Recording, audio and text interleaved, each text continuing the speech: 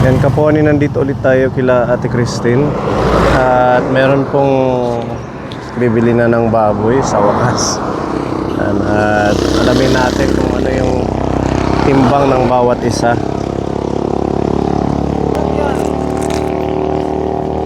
Sino po yung bibili? Dumadaan. Sila kuya. Kayo yung bibili. Oo, kami ang bibili sana yung ano mo baboy kung maano mo sa presyohan ba. Tanto tayo. Ano bang usapan ninyo? Nag-usap na kayo nila Kuya Ruel? Ang Ruel. Yan, Asawa ni Christine. sila yung may-ari. Yung pumapayag naman daw siya. Pumapayag siya ng 175. Hindi, sabi niya, itanong ko muna kay Sir Pony. Ay, kasi sa kanya nga. Sa kanya pumapayag. Ikaw naman ilang Hindi, ba? hindi ang Ano? tagada. Hindi. Ay, ikaw may ari. Kung ano ho yung desisyon nila. Oo. Ako naman sumusunod lang. Wala na kasi binabagsakan na sila ng mga ngayon ng Davao.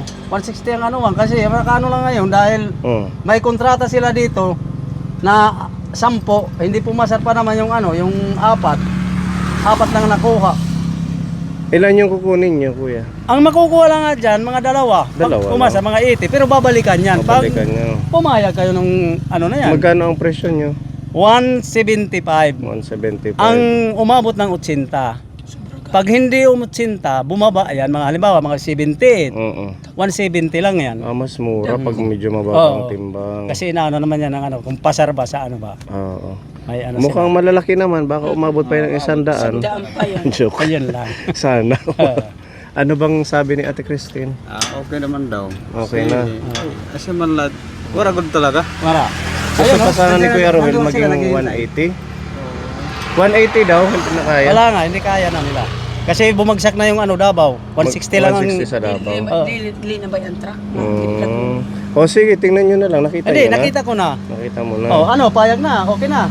Kasi para doon, magtali ng kakabitan ng timbangan. Titimbang. May timbangan kayong dala. Oo. Kaya yan, kay EDC, hiniram lang nila yan. Okay, sige. Tara, punta tayo doon. Sige. Makausap din natin si Ate Christine. Nandito na yung pamangkin ko na bumibili. Nandyan para na. pumunta sila doon. Sige. Opo. Ang galing mong magtagalog at Oh, galing. Pwede na. Pwede ng taga Manila, ano? para kang galing Divisoria. Sorry.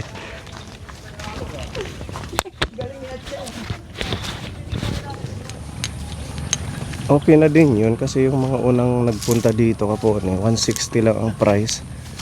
Kung 175 ang presyo, medyo maganda na din kaysa doon sa mga naunang kukuha sana. Kasi mahigit 4 na buwan na ito kaya dapat ma-dispose na. Hindi nga natin alam kung may tubo pa sila dito.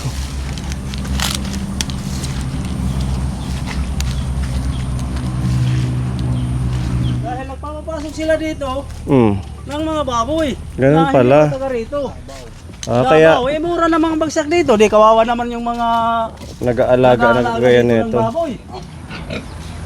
Ewan ko ito kung pumasa ito. 100 guys, Muntik kaya yan. siya, pwede kumain. Ito malaki. Kumain. Oo. Sige, gumawa. Mga dalawa lang makuha muna. Babalikan na lang to. Kasi 6 na yung Anong karga sabi ng ni truck. Tita Evelyn? Nag-usap na kayo na pwede nang i-dispose? Wala man niya pag di man online. Hindi, nung isang araw nag-usap kayo. Oo, nung sinabi ko na baka may pupunta rito bibili. Nasi Matya nga, sige na lang ko na Okay. ikuan. Yun naman pala. Nag-usap na kayo.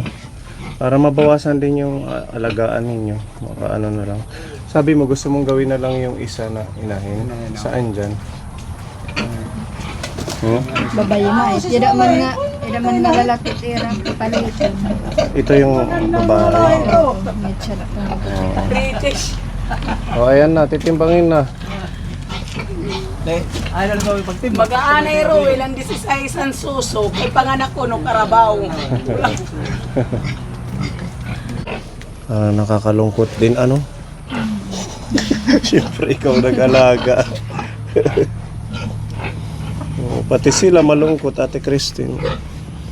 Nakatalikod yung isa. Sabi niya siguro bakit nyo kami ibebenta.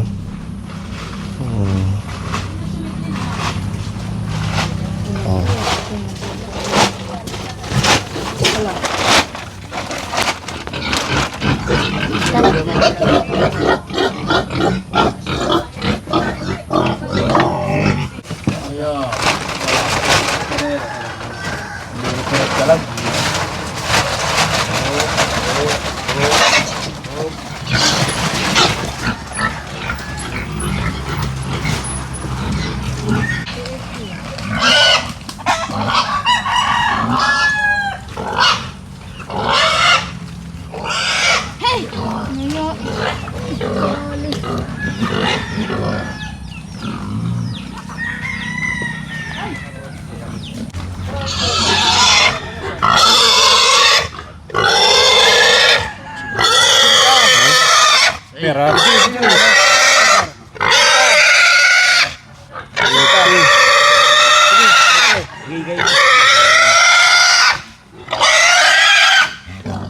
Pasar ka.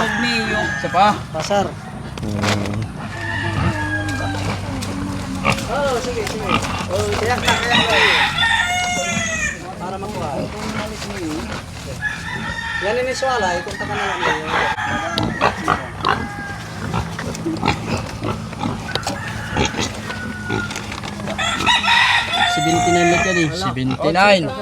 Utsinta. 79 yun Ha? 79. Ikat magbayad dito sa kilo. 79 sige. Limit na kayo. Ilis lang kami. Awa sila pala. Awa sila tayo. 159 kilos.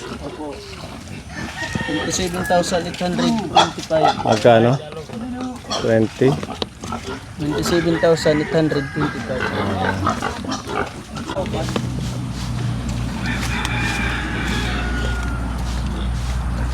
Naka-vlog ka sa Kala titiko pa makana na din. Ari ti padada to na lang. Isip na lahat. Para Kailan kayo babalik?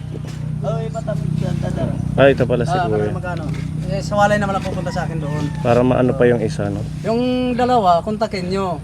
Kung pumayag siya na 175 para may sabay pa yung isa dyan. No, balik tatlo. Sige. Sige. Bukas, babalikan yan. Diyan na muna yung pera. Baka bumalik bukas. Kasi sabi, babalik kukunin nila yung isa. Tapos yung isa, plano nyong gawing inahin.